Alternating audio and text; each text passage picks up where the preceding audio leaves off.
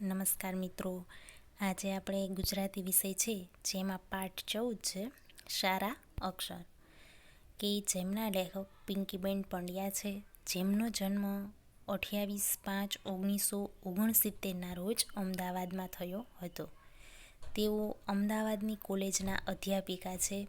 ગુજરાતી ધ્વનિ વ્યવસ્થા, ગુજરાતની કોષરચના અને ગુજરાતના સહાયક ક્રિયાપદ વિશે એમણે સંશોધન કર્યા છે.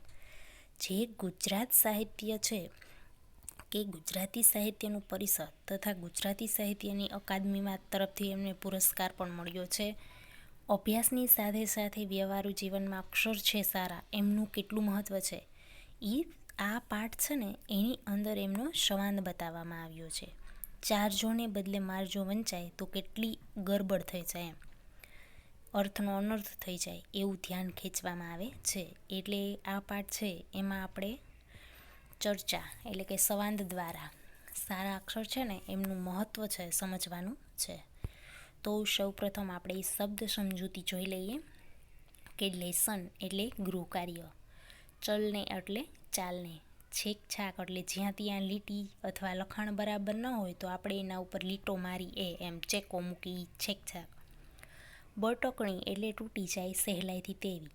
બ્લેડ એટલે લોખંડની ધારદાર પતરી હોય ને એ બ્લેડ એમ. ભક્કમદાર એટલે ધારદાર એમ. તીછી એટલે ત્રાસી. રિફિલ એટલે બોલપેનમાં મૂકવાની સાયવાળી પતલી નળી હોય ને એ. અને દવાત એટલે ખડીયો કે સાય ભરવાનું સાધન હોય ને એને દવાત કહેવાય. બોલપેન એટલે રિફિલથી ચાલતી લખવા માટેની પેન. માર્ક્સ કપાઈ જાય એટલે ગુણ ઓછા મળે ને એ. ચાટલું એટલે દર્પણ અથવા અરીસો. અધમુવા એટલે અડધા મરેલા એમ. અને સુલેખન એટલે સ્વચ્છ સુંદર લખાણ એમ. હવે આપણે રૂઢિપ્રયોગ જોઈએ કે ઓળનું ચોળ થવું એટલે ધારણા કરતાં સાવ ઊંધું થવું એમ. એટલે આપણે એમ કહીએ ને કે ઓળનું ચોળ થઈ ગયું એમ, એટલે કંઈક ધાર્યું હોય કંઈક અને થાય પણ કંઈક એમ.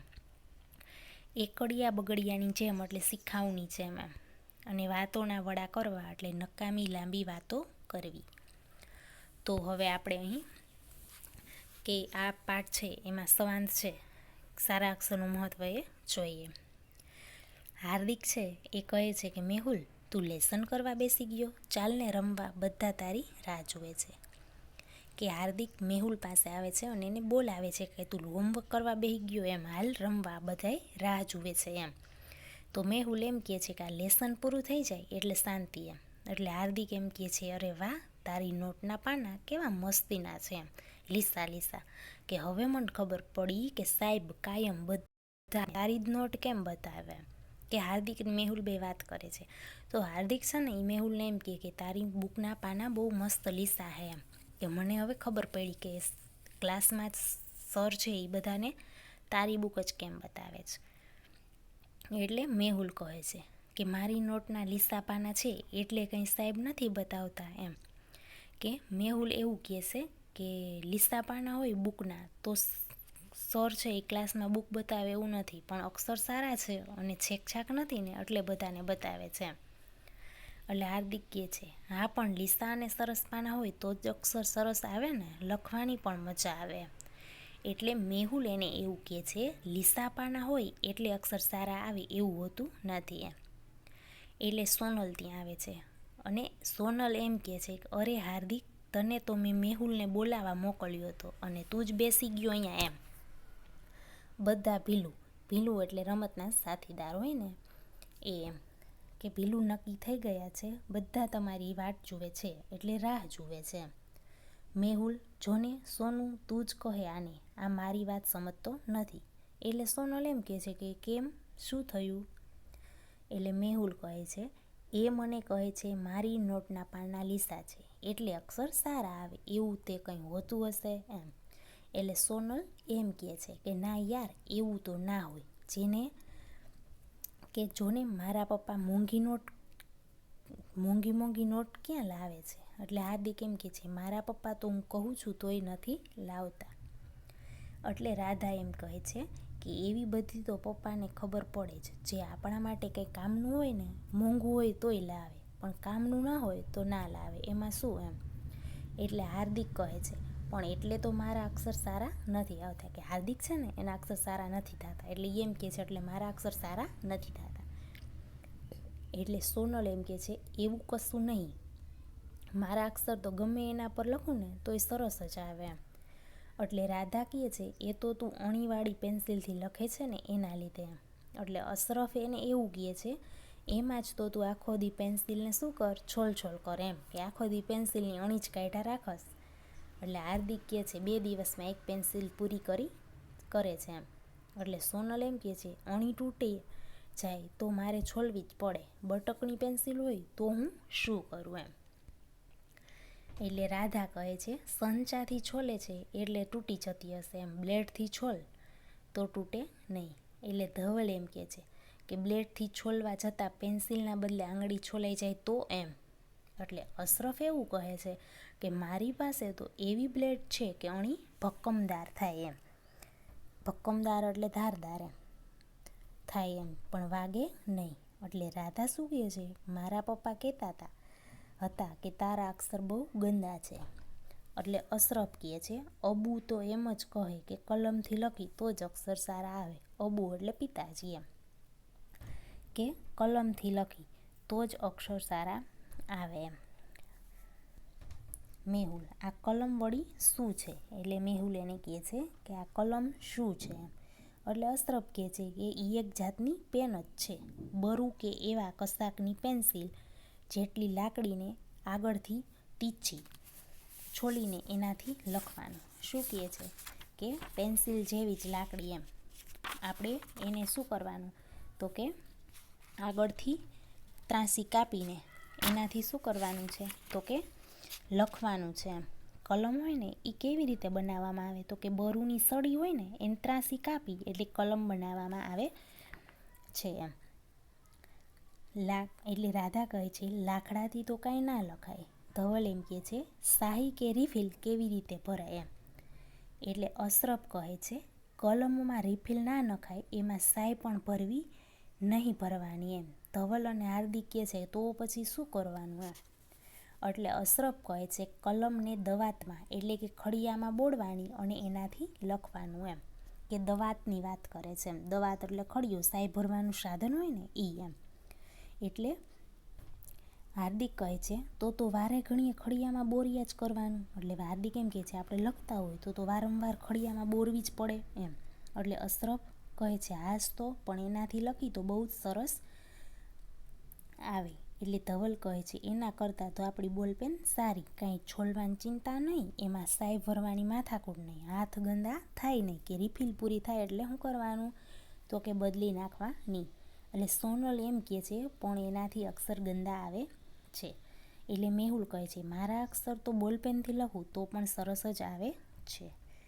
એટલે હાર્દિક કહે છે તારા અક્ષર તો આમ પણ સરસ છે એમ, હું તો પેન્સિલથી લખું કે બોલપેનથી અક્ષર આવતા જ નથી એમ. કે હાર્દિક છે ને મેહુલને કહે છે કે તારા અક્ષર તો આમ પણ સરસ છે, પણ હું ગમે એનાથી લખું ને તોય મારા અક્ષર સારા નથી આવતા એમ. એટલે રાધા કહે છે એનો અર્થ એ જ કે પેન, પેન્સિલ કે બોલપેન જે ફાવતું હોય ને એનાથી લખવાનું. અક્ષર હોય સારા તો ગમે એનાથી લખો સારા આવે ને ખરાબ હોય તો ખરાબ. કે આપણે પેન હોય, પેન્સિલ હોય, બોલપેન હોય એમ ગમે એનાથી લખી, જો અક્ષર સારા હશે તો સારા જ આવશે, પણ સારા થતા નથી તો ખરાબ આવશે એમ. હાર્દિક કહે છે પણ ખરાબ અક્ષરને લીધે કેટલી તકલીફ થાય એમ. ધવલ એમ કે કેમ? એટલે હાર્દિક કહે છે મારા સાહેબ કહેતા હતા કે મારા અક્ષર ખરાબ છે એટલે મારા માર્ક્સ કપાઈ જાય એમ. જો આપણા અક્ષર ખરાબ થતા હોય તો માર્ક્સ પણ કપાઈ જાય છે, અને હું શું લખું એ ખબર પડતી નથી. એટલે રાધા કહે છે અરે એના લીધે તો કેવી ગરબડ થતી હોય એમ. કે મારા મમ્મી કહેતા હતા કે બહાર ગામ ગઈ ત્યારે મારા ફોઈએ મારી મોટી બહેનને કાગળમાં લખ્યું હતું માટલું બરાબર સાફ કરજો અને ઓટલો બરાબર વાળજો એમ. કે રાધા છે ને એ વાત કરે છે કે મારા મમ્મી બહાર ગામ ગયા હતા ને એમ, ત્યારે એને લખ્યું હતું એમ કે માટલું બરાબર સાફ કરજો અને ઓટલો બરાબર વાળજો, અને અમને એવું વચાયું કે ચાટલું બરાબર સાફ કરજો એમ. ચાટલું એટલે દર્પણ, અરીસો એમ, અને ચોટલો બરાબર વાળજો. તો મારી બહેન તો બિચારી રોજ દરેક ચાટલા સાફ કર્યા કરે એમ. કે શું થયું, લખ્યું હતું કંઈક અને સમજાણું પણ કંઈક એમ. એને લખ્યું હતું માટલું અને આ સમજે છે ચાટલું એમ. ચાટલું એટલે દર્પણ, એટલે કે રોજ અરીસા સાફ કર્યા જ કરે એમ. અને ટૂંકા વાળમાં પણ એમ ચોટલો ન આવે તો પણ વાળવાની કોશિશ કર્યા જ કરે. બિચારી એવી કંટાળી ગઈ કે વાત જ જવા દ્યો. એટલે શેની વાત કરે છે તો કે લખે કંઈ અને સમજે પણ કંઈ, જો અક્ષર સારા ન થતા હોય તો એમ. કે માટલું બરાબર સાફ કરજો અને ઓટલો બરાબર વાળજો એમ. અને વાંચ્યું શું? ચાટલું સાફ કરજો અને ચોટલો વાળજો એમ. અશરફ કહે છે ખબર પડી ત્યારે બહુ હસ્યા હશો ને. એટલે અશરફ એને પૂછે તમને ખબર પડી ત્યારે તમે બધા બહુ હસ્યા હશો ને એમ. એટલે રાધા કહે છે આવો કોઈ વાર ઓળનું ચોળ વેતરાઈ જાય. ઓળનું ચોળ એટલે કે ક્યારેક એવું થાય કે સાવ કાંઈક ઊંધું જ થઈ જાય એમ. એટલે હાર્દિક કહે છે કે મેં એવું સાંભળ્યું હતું કે ગામડે કાગળ કે એક જણે ગામડે કાગળમાં એવું લખ્યું હતું ઢોરને બરાબર ચારજો, તો એવું વંચાયું કે ઢોરને બરાબર મારજો એમ. તો બિચારા ઢોરને એવા માર્યા ખાઈ ખાઈને કે માર ખાઈ ખાઈને ઢોર અધમુવા થઈ ગયા એમ. કે ઢોર છે એ કેવા અધમુવા એટલે શક્તિહીન એમ, અર્ધમરેલા થઈ ગયા સાવ એમ. એટલે મેહુલ કહે છે એટલા માટે જ ગાંધીજીએ શું કહ્યું છે કે ખરાબ અક્ષર એ અધૂરી કેળવણીની નિશાની છે. કે અક્ષર વિશે ગાંધીજી શું કહેતા હતા? આપણે સ્વાધ્યાય પોથીમાં પ્રશ્ન આવશે કે ગાંધીજી અક્ષર વિશે શું કહે છે એમ. તો ખરાબ અક્ષર છે એ અધૂરી કેળવણીની નિશાની છે એમ. હાર્દિક કહે છે પણ ગંદા અક્ષર સુધારવા હોય તો શું કરવાનું? એટલે સોનલ કહે છે મારા દાદી કહેતા હતા સવારે વહેલા ઉઠીને ઠંડા પાણીમાં હાથ નાખી દેવાના અને હાથ ઠરી જાય પછી ધીમે ધીમે સરસ રીતે લખવાનું. એટલે રાધા કહે છે મારા દાદા એવું કહેતા હતા કે એમના જમાનામાં પાટલી પર ભીની માટી પાથરે પછી સરસ વળાંકવાળા અક્ષર લખી માટીને સૂકવવા દેતા અને એ અક્ષરની અંદર લખ્યા કરવાનું એમ. પણ હવે આજના જમાનામાં આવું બધું કોણ કરે છે? એવી બધી વાતો કરે છે. એટલે ધવલ કહે છે પણ આપણે નાના હતા ને સુલે માનની નોટમાં લખતા હતા એવી રીતે તો લખાય ને એમ. એટલે અશરફ કહે છે મારો ભાઈ નાનો હતો ત્યારે મારા અબુ એટલે પિતાજી એને બહુ ચિત્ર દોરાવતા, કદાચ એનાથી અક્ષરના વળાંક સારા હશે એમ. કે બહુ સરસ ચિત્ર દોરાવતા એમ. એટલે અક્ષરના વળાંક કેવા સારા હશે. તું પણ વર્તુળ અને અર્ધવર્તુળ, ઊભું આડી ત્રાસી લીટીવાળા ચિત્ર દોરીજો ને એમ. એટલે હાર્દિક કહે છે અરે હું એકડિયા બગડિયાની જેમ અક્ષર ઘૂંટવા પણ તૈયાર છું. કંઈ તો કરવું જ પડશે ને, ગંદા અક્ષરથી તો મને બહુ શરમ આવે છે. કે હાર્દિક શું કહે છે પોતાના અક્ષર છે એ સુધારવા માટે એ એમ કહે છે કે હું એકડિયા બગડિયાની જેમ અક્ષરે ઘૂંટીશ એમ, ચિત્રય દોરીશ, કંઈ પણ કરવા તૈયાર છું, પણ આ અક્ષરથી મને પણ બહુ શરમ આવે છે. એટલે મેહુલ એમ કહે છે કે ધીરજ રાખ અને સતત પ્રયત્ન કર એટલે ચોક્કસ સફળ થઈશ. એટલે સોનલ કહે છે હવે વાતોના જ વડા કરવા છે કે રમવા જવું છે એમ. કે સોનલ શું કહે છે વાતોના વડા એટલે નકામી લાંબી વાતો કરવી છે કે હવે આપણે રમવા જવું છે એમ. એટલે મેહુલ, હાર્દિક, રાધા, ધવલ અને અશરફ કહે છે હા ચાલો જલ્દી કરો એમ, પછી અંધારું થઈ જશે. એટલે આ પાઠ છે એમાં આપણે કે મેહુલ છે, હાર્દિક છે, રાધા છે અને અશરફ છે એ શું કહે છે તો કે સારા અક્ષર છે એમના વિશે સંવાદ છે એ રજૂ કરેલો છે. આ પાઠ આપણે અહીં પૂર્ણ કરીએ છીએ. આભાર.